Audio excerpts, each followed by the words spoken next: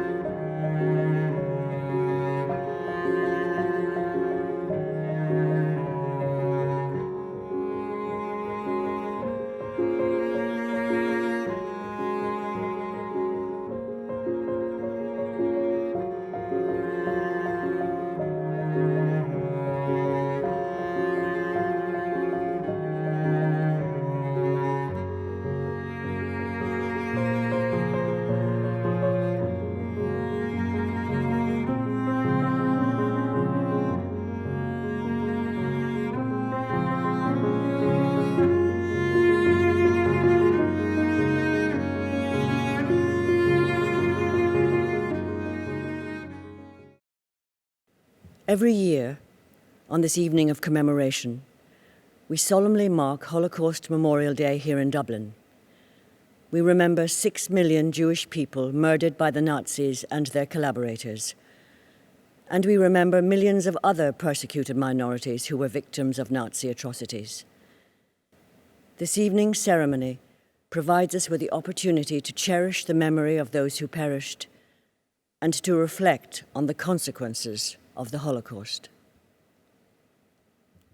The Holocaust was unprecedented in history.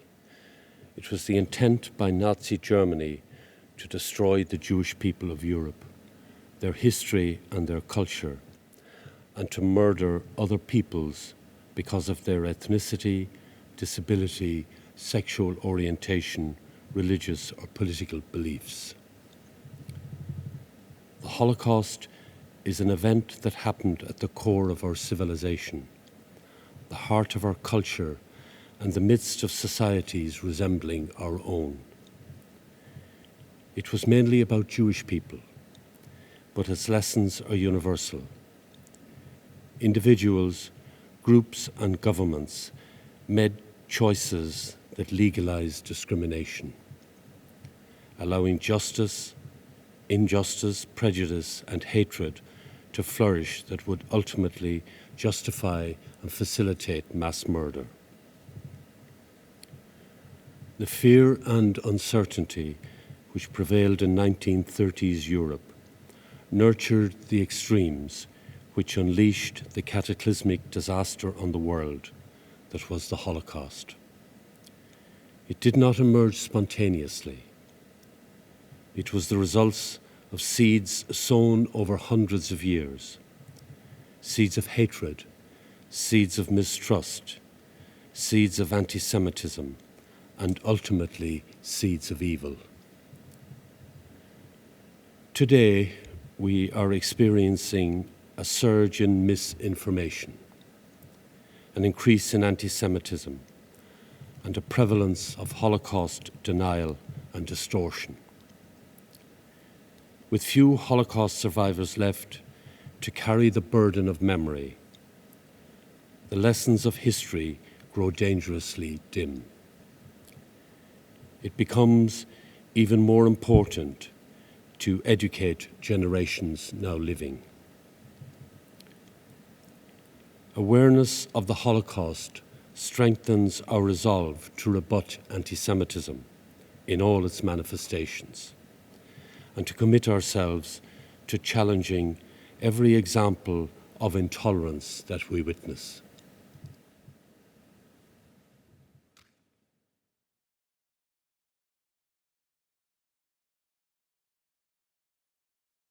The Lord Mayor of Dublin will welcome you. On behalf of the city and people of Dublin, it is a great honour to host this important national event which is held every year in the Round Room at the Mansion House. We feel privileged to be among survivors of the Holocaust and descendants of survivors who have made Dublin and Ireland their home. Holocaust Memorial Day marks the date of the liberation of Auschwitz-Birkenau on 27th of January 1945, which took place more than 75 years ago, less than a lifetime. Tonight, we recall the suffering inflicted on the Jewish people of Europe and on all those of other faiths and ethnicities persecuted during the Holocaust. We will reflect on this and the suffering still being inflicted on people throughout the world today. We acknowledge the work of the Holocaust Education Trust Ireland in its endeavours to educate and inform about the Holocaust and ensure that this dark page of history is always remembered. An Taoiseach, Micheál Martin, will address us. I am honoured to make this address to Ireland's National Holocaust Memorial Day commemoration. I thank the Holocaust Education Trust Ireland for the invitation to speak at the ceremony and applaud them for the work that they are doing in creating awareness throughout Ireland about the Holocaust and its consequences. Despite the ongoing pandemic, the Trust has continued their education programmes, including the Crocus Project, where children plant yellow crocus bulbs, recalling the Star of David in memory of the children who perished in the Holocaust and other Nazi atrocities.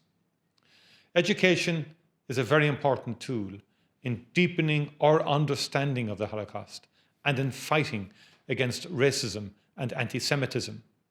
It is great to see children leading the way. Today's ceremony will be addressed by two Holocaust survivors, Tommy Reichenthal and Susie Diamond. Last year's ceremony marked the 75th anniversary of the liberation of Auschwitz. And as we move further away from the horrors of the Holocaust, the value of being able to share the personal experience of Tommy and Susie is incalculable. And I know the work that they have been doing for so many years in educating so many people. On this Memorial Day, we remember the 6 million Jewish people, men, women and children, who were brutally killed by the Nazis in gas chambers, in mass shootings, and in concentration camps. We remember further the others who perished at the hands of the Nazis, including members of the Roma community, people with disabilities, gay men and lesbians, other religious minorities, and those who spoke up in defence of minorities. Today we also remember the good and recall those who came to the assistance of the Jews. People such as Mary Elms, an Irish aid worker from my own home city of Cork, who risked her life to save the lives of hundreds of Jewish children during the Holocaust. I was proud when the people of Cork recognised the bravery of Mary Elms and decided by public vote in 2019 to name a bridge in Cork City in her honour. The Holocaust occurred in an international environment of division and conflict. What began with the othering of Jews moved to exclusion from society and denial of basic human rights and led to concentration camps, pogroms, and industrial-scale torture and murder. The year 2020 brought huge challenges to the international community and has, I hope, brought a greater awareness of how societies can change, the fragility of so much that we take for granted, and of the dangers of leaving discrimination to go unchecked. 2020 also marked the 75th anniversary of the United Nations. As global actors, we must all redouble our efforts to implement the values set out in the UN Charter, values which Ireland is deeply committed to upholding through our membership of the UN Security Council. Along with the other members of the International Holocaust Remembrance Alliance, Ireland last year adopted the 2020 Ministerial Declaration, which affirms the international community's commitment to combating Holocaust distortion, anti-Semitism, and other forms of discrimination. Such measures are particularly important as anti-Semitism and racism once again begin to rise across Europe. And we are currently working on a number of measures across all areas of government designed to address hatred and intolerance in Ireland. The Department of Justice recently launched the findings from its public consultation on hate speech and hate crime, and also conducted extensive research into the approaches to dealing with hate crime in other jurisdictions. The purpose of this work is to ensure that we can identify how Ireland's law in this area can be improved, based on a clear understanding of the experiences of those impacted, while remaining in harmony with the very important right to free expression. In June 2020, the government appointed an anti-racism committee with the mandate to develop a new national action plan against racism. The committee's work and the new action plan builds upon a number of current and recent policy interventions aimed at combating racism and promoting the inclusion and integration of minorities.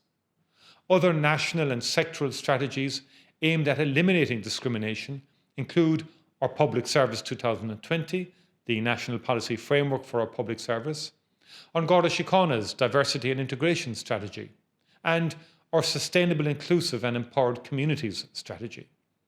There are other examples of how we are fighting anti-Semitism and racism, and this is a fight that will need to be sustained with energy and application into the future as new technologies and ever-evolving platforms provide new opportunities for old prejudice and hate. Today is a particularly significant day in this regard in our annual calendar. It is the day on which I, as Taoiseach, reaffirm unequivocally and publicly Ireland's absolute commitment to Holocaust remembrance and to fighting the ugly scourge of anti-Semitism and racism. I want to finish by thanking the Holocaust survivors and their families, the Holocaust Education Trust and the Department of Justice for organising this event, all of today's speakers and everyone listening in for their contribution to remembering this most awful chapter of human history. Through remembrance and through education, we help ensure that nothing like it is ever allowed to happen again. The Stockholm Declaration is an international agreement between governments committing to commemorate and educate about the Holocaust. The governments attending the Stockholm International Forum on the Holocaust recognise that it was a tragically defining episode of the 20th century, a crisis for Europe and a universal catastrophe. The unprecedented character of the Holocaust fundamentally challenged the foundations of civilization. After more than half a century, it remains an event close enough in time that survivors can still bear witness to the horrors that engulfed the Jewish people. The terrible suffering of millions of Jewish people and other victims of the Nazis has left an indelible stain across Europe that must forever be seared in our collective memory. The selfless sacrifices of those who defied the Nazis and sometimes gave their own lives to protect or rescue Holocaust victims must also be inscribed in our hearts. With humanity still scarred by anti-Semitism, genocide, ethnic cleansing, racism, xenophobia, and other expressions of hatred, we commit to fight against these evils and to reaffirm our common aspiration for a democratic and tolerant society, free of prejudice and other forms of bigotry. A handful of Jewish Holocaust survivors live in Ireland. All of them were children during the time of the Holocaust, and all of them found their way to Ireland by different means. Each of them lost many family members in the Shoah, and each has his or her own personal tale of survival. Tommy Reichenthal came to Ireland in 1959, where he later married and raised his family. For 50 years, he didn't speak about his Holocaust experiences. Tommy shares his story with us, which was recorded last year. I'm here today not because who I am, but because what I am. I am a Jew and I am a survivor of the Holocaust.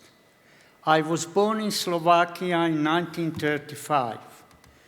I was just 9 years old when I was captured by the Nazis, along with my mother, brother, grandmother, aunt, and cousin. We were herded into cattle cart, and from that moment onwards, we were treated worse than animals. There was no privacy, no hygiene. The stench and condition were unbearable. Eventually, after 7 nights in the cattle cart, train stopped. The doors were opened, and we were greeted with shouts from the SS with gun pointing and barking dogs. We had arrived at our destination, Bergen-Belsen concentration camp. I was there from November 1944 until the liberation of the camp in 15 April 1945. What I witnessed as a 9-year-old boy is impossible to describe. The starvation, the cruelty of the camp guards, the cold and disease, people who were just skin and bone and looked like living skeletons were walking around very slowly.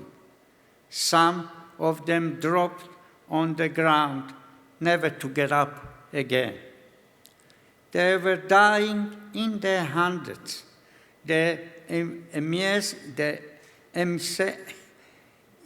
emaciated bodies left where they fell or thrown into heap. In front of our barracks, there were piles of decomposing corpses. From many prisoners in Bergen-Belsen, the conditions were too much to bear, and they threw themselves on the barbed wire at night to be shot in order to put an end to their misery. We found their corpses there in the morning. 70,000 prisoners of Bergen-Belsen are buried there in mass grave. I lost 35 members of my family in the Holocaust.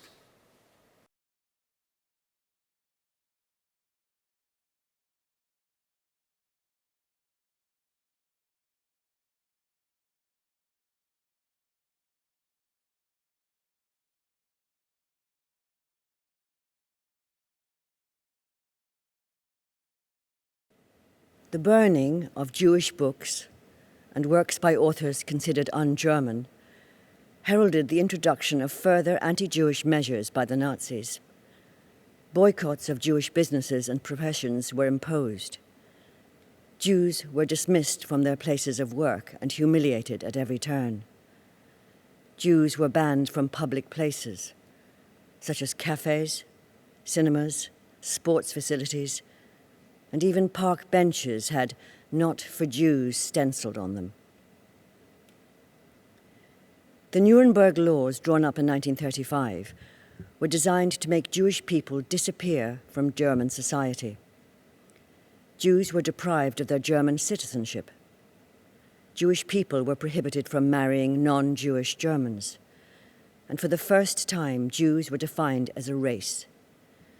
Jews were no longer able to earn a living. Jewish businesses were appropriated by the Nazi state, and Jewish banks and bank accounts held by Jews were confiscated. The Nuremberg Laws took away their right to vote and deprived them of most of their civil rights and their human rights.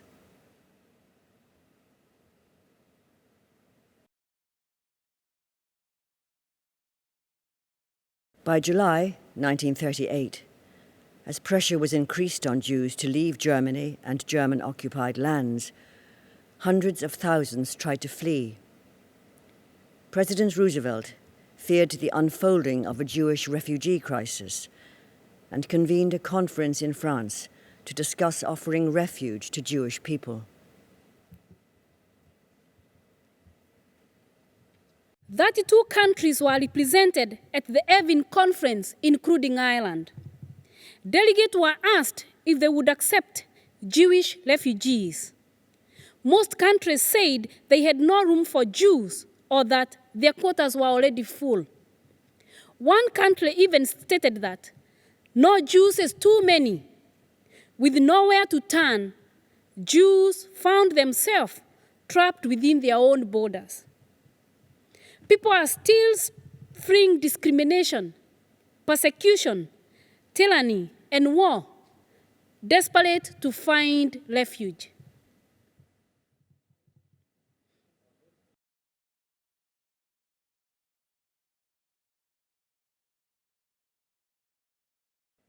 The state-sanctioned violence of the November pogrom, which erupted across Germany and Austria on the 9th of November 1938, marked a turning point in Nazi persecution of the Jewish people. After years of official harassment of Jews in Nazi Germany, the state-sanctioned violence of Kristallnacht marked the acceleration of the persecution that would ultimately culminate in the Holocaust. Everyone in Germany was required to carry identity papers, but special identifying marks were added to those of Jewish people. A large letter J was stamped on their passports, and the middle names of Sarah for females and Israel for males were introduced.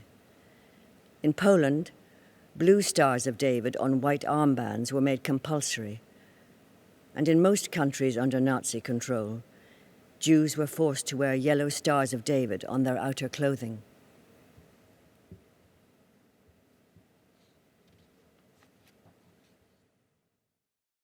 The decree was issued that the Vilna Jewish population must put on badges front and back. I was ashamed to appear in them on the street, not because it would be noticed that I am a Jew, but because I was ashamed of what they were doing to us. I was ashamed of our helplessness. More than 1,000 ghettos were created throughout Nazi-occupied Europe.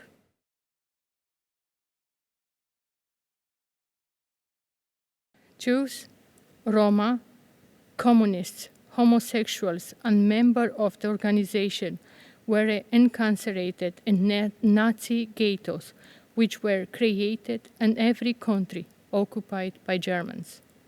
More than 1 million people died in them. The Nazi ghettos were places of incarceration, brutality, and starvation. It had suited the Nazi if they could claim that people in the ghettos were dying from natural causes. Many ghettos were walled in or fenced off, and inmates who left them without permission were severely punished, often shot.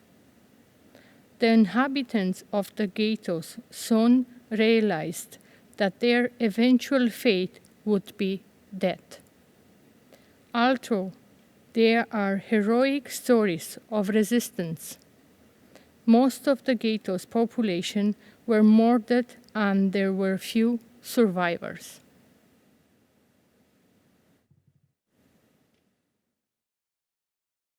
Concentration camps were established from 1933 onwards. There were thousands of concentration camps, slave labor camps, and transit camps in the territories under German occupation. Jews and others incarcerated in these camps were worked to death or perished from brutality, exhaustion, cold, hunger, or disease. When the German army invaded Russia in June 1941, it was followed by special killing units tasked with killing Jews in all the towns and villages they passed through. These killing squads were made up of Nazi SS and police officers, members of the German army, and a great many local collaborators. They rounded up Jews in towns and villages, forcing them into cemeteries, forests, and ravines, where they were murdered in their thousands at point-blank range. Many had to dig their own graves before being shot into them. Entire Jewish communities, totaling some 2 million, as well as other victims, were annihilated in this method of face-to-face killing by the Nazis and their collaborators. Word was sent back to Berlin that some members of the killing squads found their work distressing.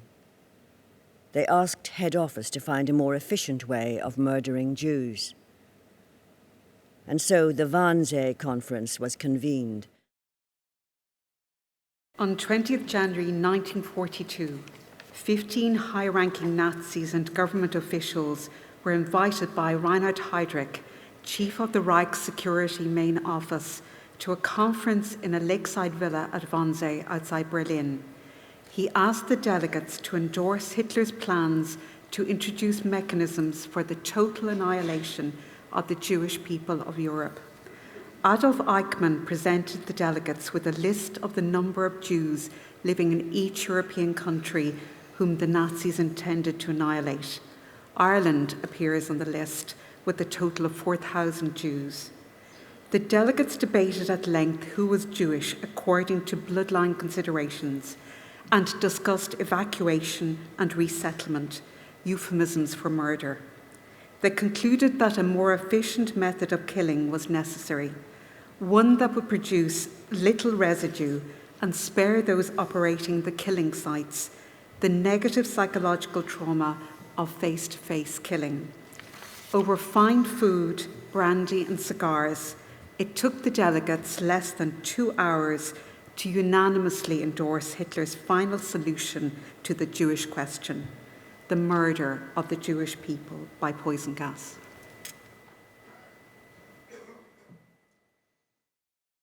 As a consequence of the Wannsee Conference, 6 death camps were established. All of the camps were on Polish soil, where approximately 3 million Jews and thousands of other victims were murdered in gas chambers. Prisoners were selected to live or to die. 90% were selected to die. Their clothing, shoes, and personal belongings were sorted and sold in markets back in Germany. Human hair was used in the manufacture of textiles. This systematic industrial process of murder was unprecedented in human history. Kitty Hart-Moxon from Poland was 16 years old when she was imprisoned in Auschwitz-Birkenau. She still talks about her experiences today.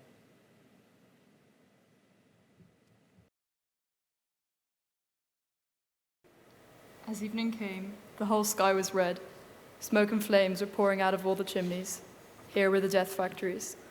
It is barely credible to someone like myself, who lived through the worst of it, that members of a younger generation today cannot believe it happened at all. But I did live through it. I do know it happened. I was there.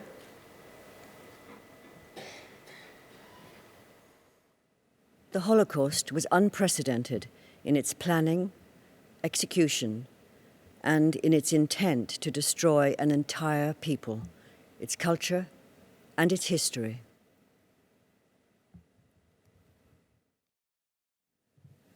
The final solution was the systematic intent by the Nazis and their collaborators to murder every Jew in every country of Europe, stretching as far north as Norway, as far south as Rhodes, as far east as Russia, and as far west as Ireland.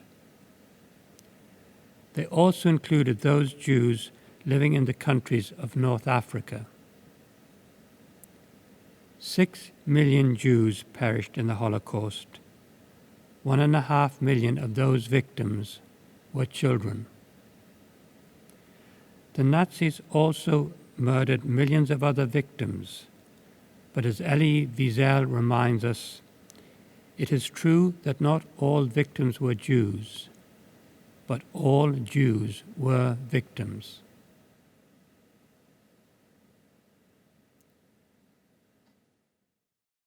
We must prevent future generations from thinking of the Holocaust in terms of anonymous, faceless numbers.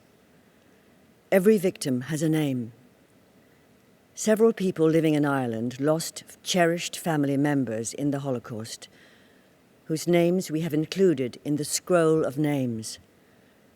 For some of them, we know their place of birth, their country of origin, their age, and their place of death. For others, we have only their names, and these are included in the scroll. In this small way, we honor their memory and give them a personal Irish memorial. The recording of reading the scroll of names is from 2020.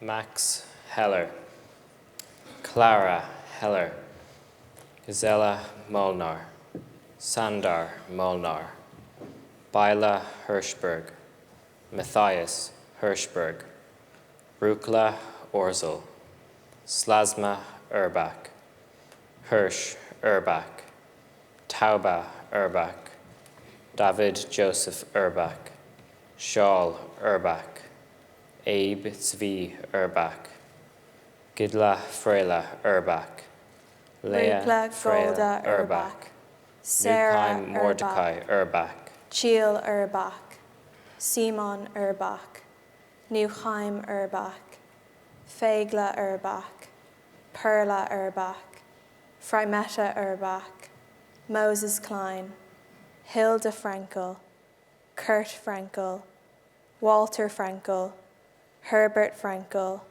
Fritz Frankel, Zygmunt Frankel, Solomon Delmont, Caroline Wolf, Sally Wolf, Henrietta Wolf, Rosetta Wolf, Elie Velva Lavisansky, David Philip, Rekha Philip, Leopold Philip, Julia Philip, Dagbert Philip, Louis Philip from Minsk, Valeria Philip, Rosalia Shaimovitz, Julius Meyer, Geza Suri, Oscar Shaimovitz, Katerina Fried, Agnes Fried, Ezekiel Reichenthal, Katerina Reichenthal, Kalmar Reichenthal, Ilona Reichenthal, Jutta Reichenthal, Ibai Reichenthal, Desider Reichenthal, Ferdinand Alt, Renka Alt, Erna Elbert, Marta Elbert, Joseph Drexler,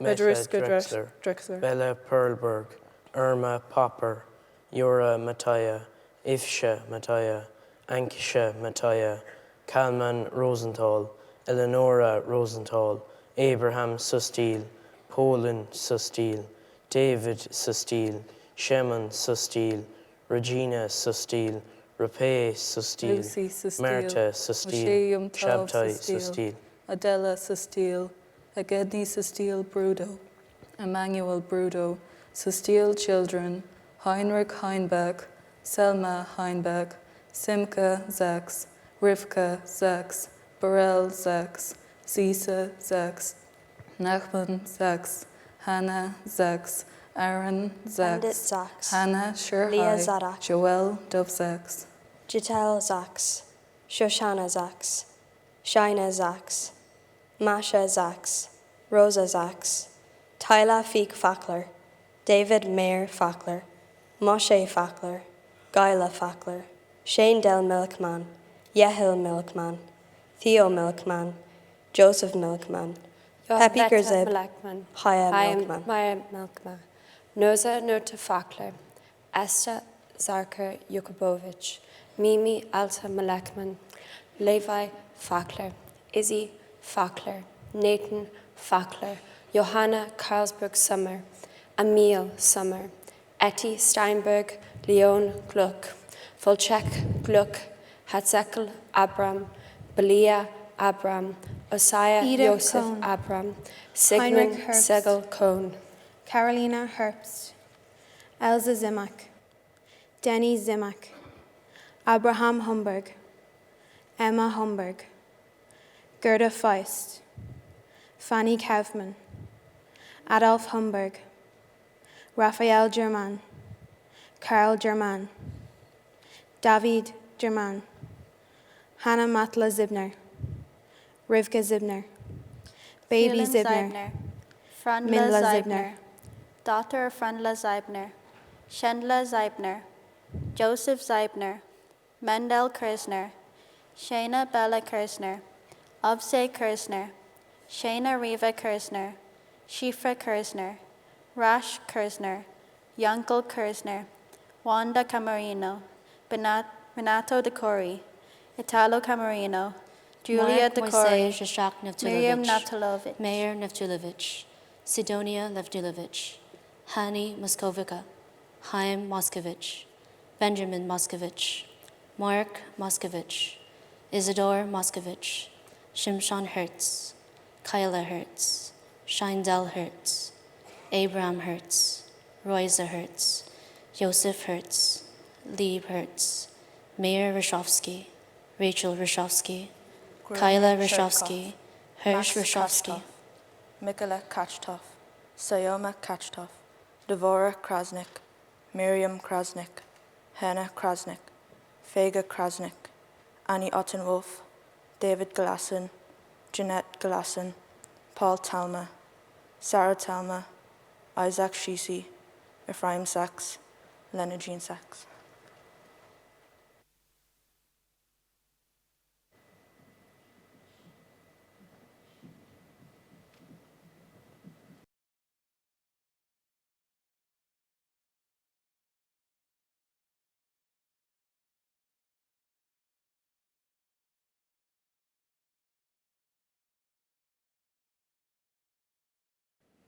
Allied troops started liberating Nazi concentration and death camps from July 1944 onwards. The Russians reached Auschwitz-Birkenau in January 1945. Displaced persons camps were established in many former concentration camps. Liberation was not always joyful for the survivors of the Holocaust, especially Jewish survivors who had lost everything: their families and their homes. Most had no one left and nowhere to go. They referred to themselves as the spared remnant. And yet, anti-Semitism still prevailed in those early years after the war, as more than 1,500 violent pogroms erupted against Jews in Central Europe. We had been liberated. I was no longer only a number doomed to die in a Nazi gas chamber, a prisoner without the right to life. Germany had been defeated. Once again, I was an ordinary girl. True, I was different from other girls my age, very different in many ways, but I was free. Dr. Bob Collis worked as a volunteer doctor in the former Bergen-Belsen concentration camp immediately after the war. He brought 6 orphaned children back with him to Ireland. Among those children were brother and sister Tibor and Susie Molnar, who Bob arranged to have adopted by a Jewish couple, Willie and Elsie Samuels. Susie shares her story with us, pre-recorded last year. I was born Susie Molnar in a small town of Kozak in Hungary in 1942. We were a small family comprising my mother Gazella, my father Sandor, my brother Terry, and myself. In 1942, my father was forcefully conscripted into the slave labor service of the Hungarian army and deported to the Soviet Union, where he perished in 1943. In July 1944, Adolf Eichmann oversaw the roundup and deportation of nearly 500,000 Hungarian Jews in just 8 weeks.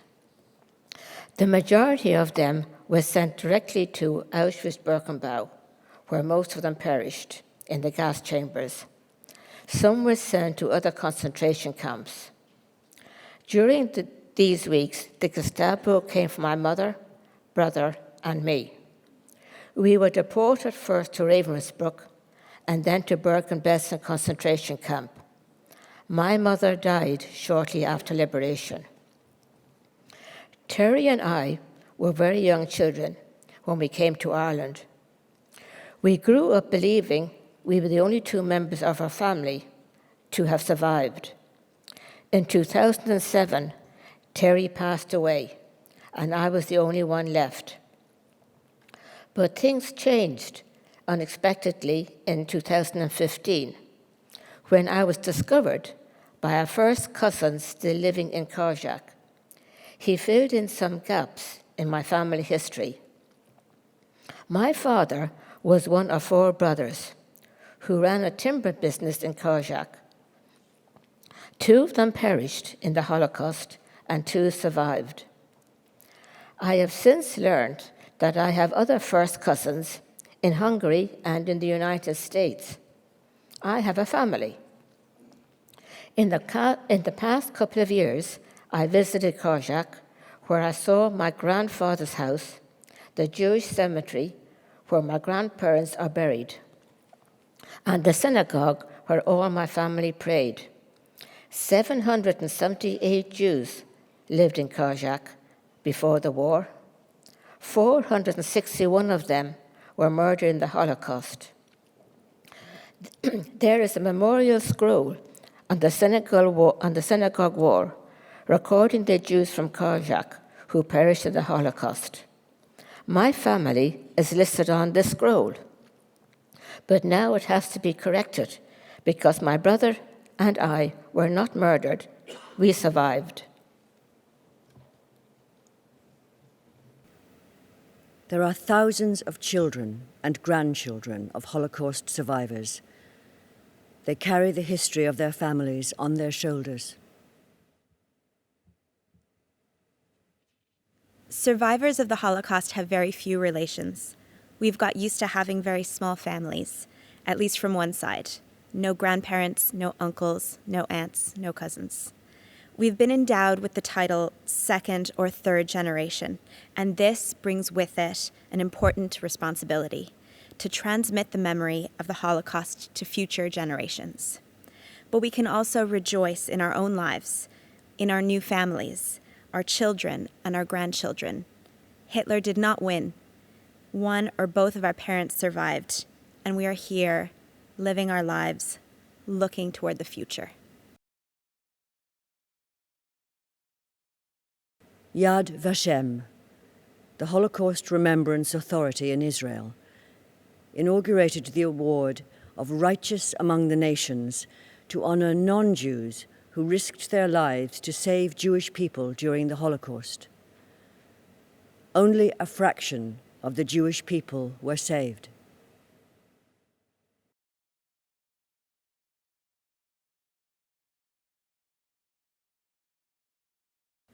The righteous come from all walks of life and backgrounds. Individuals, families, organizations, and diplomats. They were nations such as Denmark, Bulgaria, and Albania. There were also righteous Germans, righteous Arabs, and righteous Muslims. Mary Elmes is the first Irish person to be awarded the righteous title. Working with her colleagues in the south of France, she succeeded in saving a number of Jewish children from the Nazis. Not only those who have been personally saved by the righteous owe them their lives, but all of their descendants do too.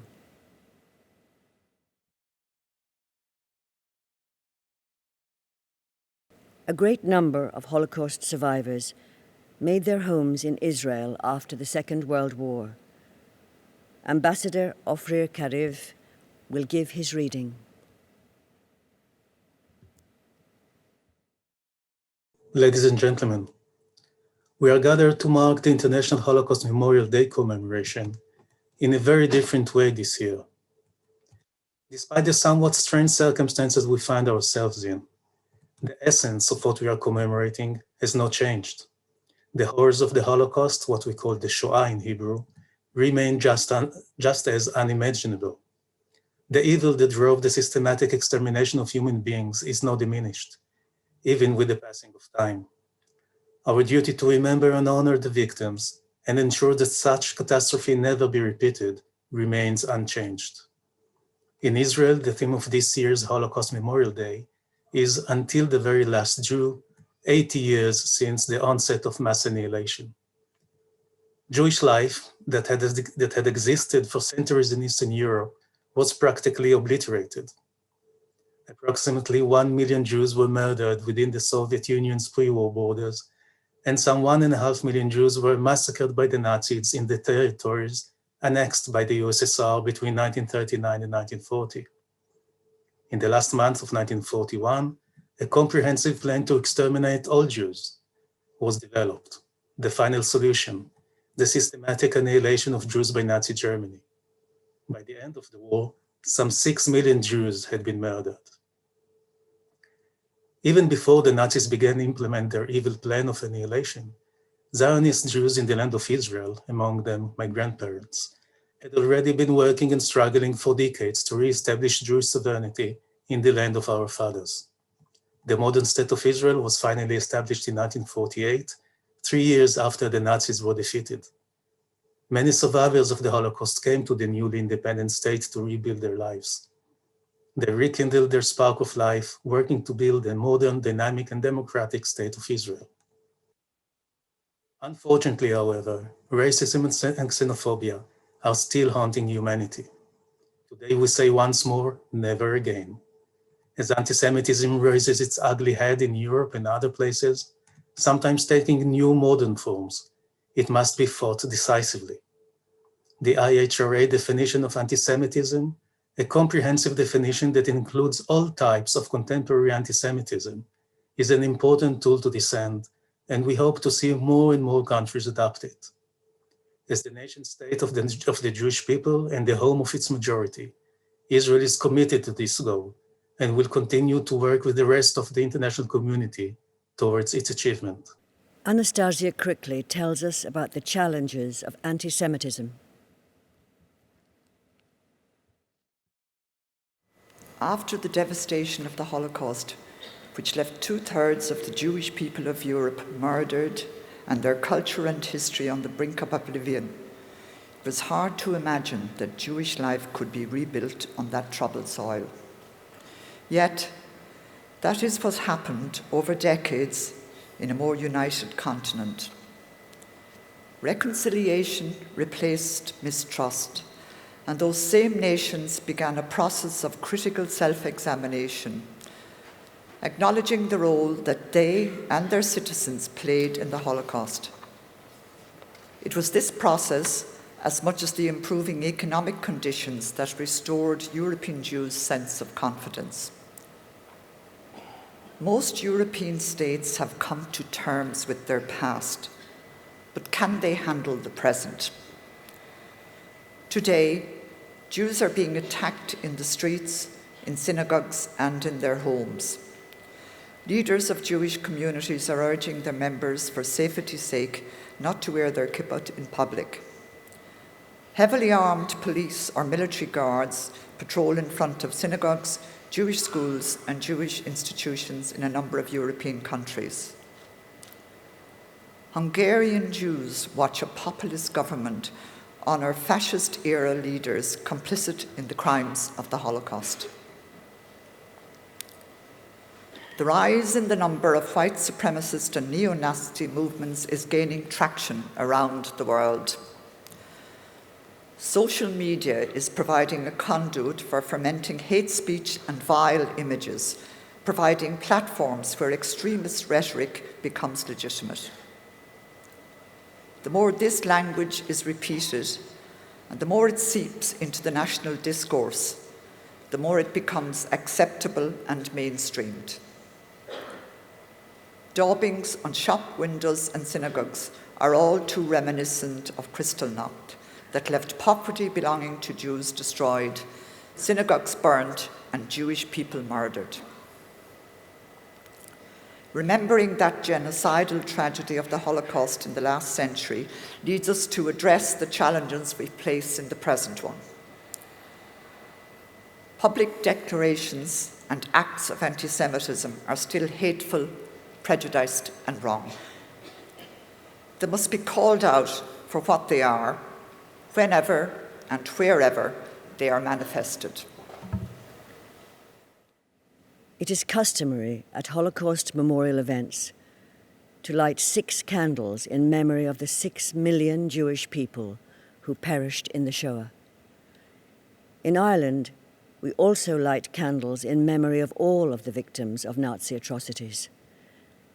We are using video footage from 2020 for the candle lighting ceremony.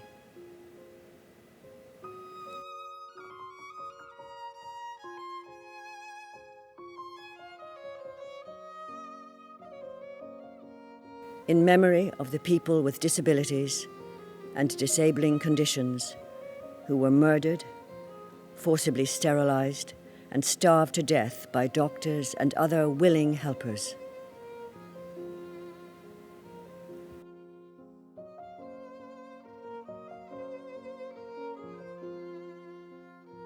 We will always remember. In memory of ethnic minorities, Poles, and other Slavic peoples who were murdered, displaced, and forcibly Aryanized by the Nazis.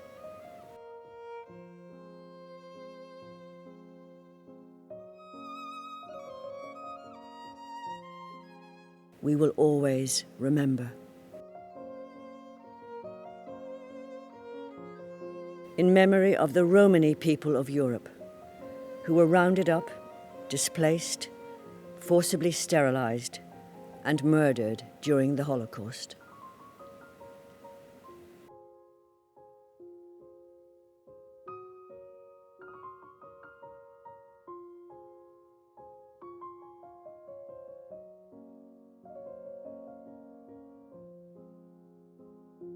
We will always remember.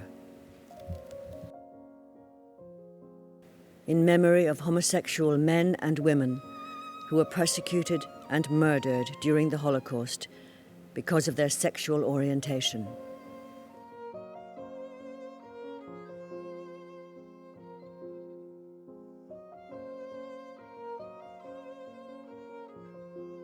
We will always remember.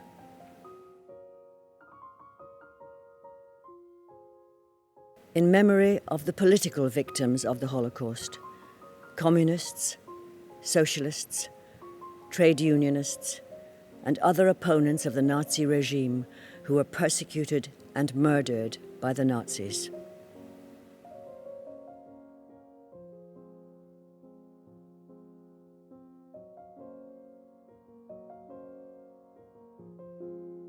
We will always remember.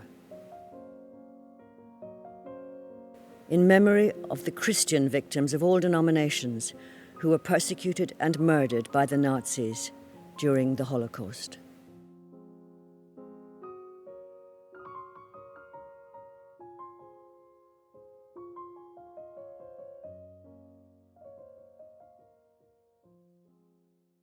we will always remember.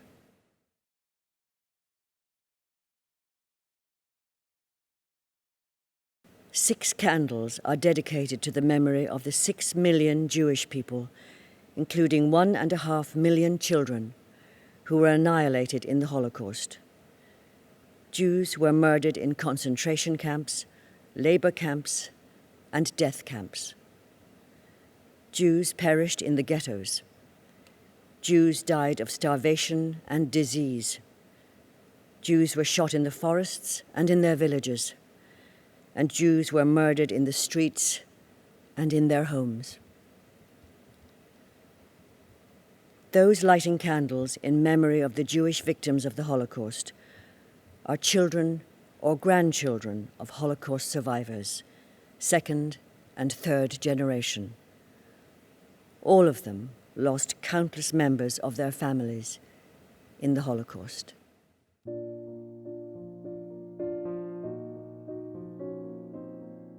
Tony Collis, whose grandfather Zoltan Zinn and great-aunt Edith survived Bergen-Belsen, but whose other family members perished in the Holocaust.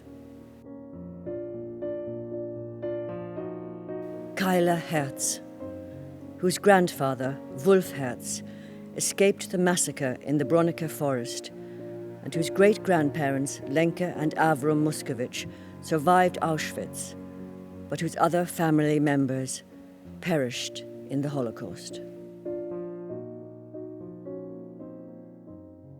Yoram Tokar, whose great-uncle David, Aunt Jeanette Gelassen, Paul and Sarah Talma, and other family members perished in the Holocaust.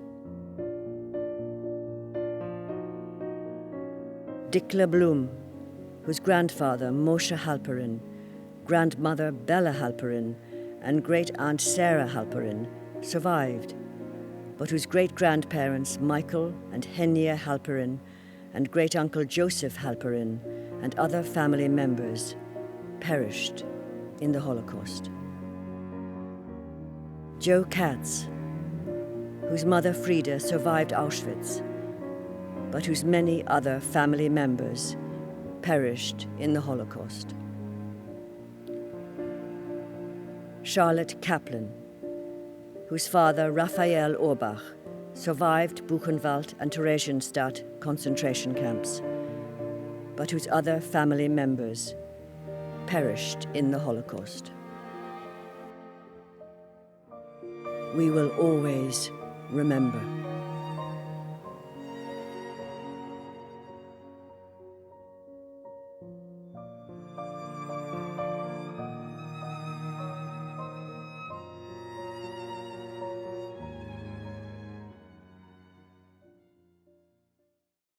The Holocaust was intended not to have any witnesses. The Nazi plan was to erase an entire people from the history and memory of the world. The Jews were not supposed to survive. Everything was planned, thought out, and organized so as not to leave any evidence of the murderous project. The existence of the gas chambers was kept hidden like a state secret. The Nazi death machine was designed to eradicate not only Jews, Roma, and other peoples, but also all evidence of their annihilation. It was the survivors themselves who acknowledged their responsibility for passing on knowledge of the Holocaust and keeping its memory alive. For this reason, it is essential to teach about the Shoah, whether there are Jews in your respective countries or not, whether there are many or few or none left. The Shoah should never be diluted, denied, distorted, or trivialized. Our generation and the generation or two after us will be the last that will be able to say that we stood and shook the hands of some of those who survived. Go home from this place and tell your children and your grandchildren and your great-grandchildren that today you looked into the eyes that witnessed the most cataclysmic events ever unleashed by mankind upon mankind. Tell them that you met people who will still be remembered and still talked about and still wept over 1,000 years from now. The Holocaust happened, and it can happen again. And every one of us has a solemn duty to ensure that nothing like it ever happens again.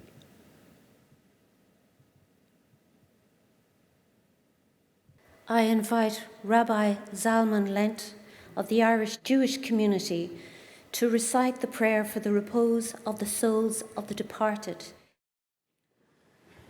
O God, full of mercy, who dwells on high, grant proper rest on the sheltering wings of your divine presence among the holy and pure who shine like the brightness of the firmament, for the souls of all the holy and pure and innocent who were killed, murdered, slaughtered, burned, drowned, and strangled at the hands of the Nazi oppressors in Auschwitz, Belzec, Bergen-Belsen, Dachau, Chelmno, Majdanek, Sobibor, Treblinka, and other concentration and death camps in Europe. We now pray for those souls. May their resting places be in the Garden of Eden. And so may the Master of Mercy shelter them for eternity with the cover of his wings, and may he bind their souls in the bond of eternal life. May the Lord be their inheritance, and may they repose in peace upon their heavenly resting places. And let us say, Amen. Amen. As our ceremony closes, with Carl Nelken chanting the prayer for the repose of the souls of the departed, we thank you for joining us in this evening of solemn commemoration. El Molei Rachamim Shochen Mamramim Hamesei Menuchon Echona Al Kanefei Hashchina B'malos Kedoshim Taharim Kezohar Orakia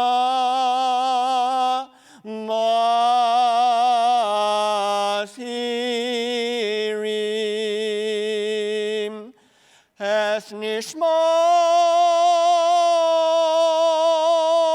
Achenu B'nei Yisrael HaKedoshim HaTaharim Shenaflu B'dei HaRotzchim V'nishmach Damam Ba'Auschwitz Majdanek Treblinka ובשור מחנות השמד באירופה שנהרגו, שנשחטו ושנשרפו ושנטבעו ושנחנקו על קידוש השם בעבור שכל הקהל הקדוש הזה מתפללים ביד אזכרת נשמתם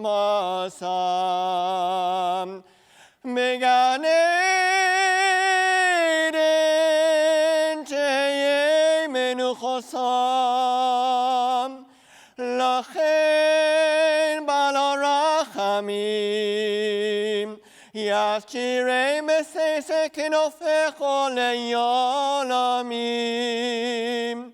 וצרור בשרור החיים אס נשמתם אדוני הוא נחלתם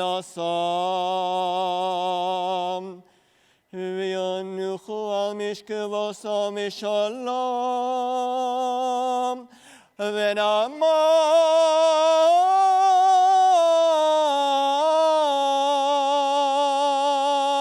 Venamar